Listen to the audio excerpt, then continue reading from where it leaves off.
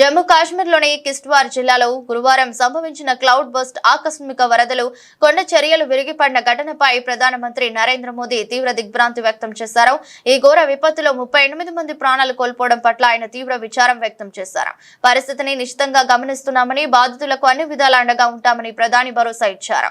కిష్ట్వార్ వద్ద బాధితులందరికీ సానుభూతి తెలియజేస్తున్నాను, వారి కోసం ప్రార్థిస్తున్నాను. సహాయక చర్యలు కొనసాగుతున్నాయి, అవసరమైన ప్రతి సహాయాన్ని అందిస్తామని ప్రధాని మోదీ పేర్కొన్నారు.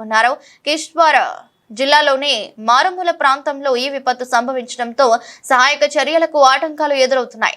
ఈ ఘటనలో సుమారు 100 మందికి పైగా గాయపడినట్లు అధికారులు తెలిపారు. ఆ ప్రాంతం అత్యంత దుర్మార్గంగా ఉండటంతో క్షతగాత్రులను హెలికాప్టర్ల ద్వారా సమీపంలోని ఆసుపత్రులకు తరలిస్తున్నారు.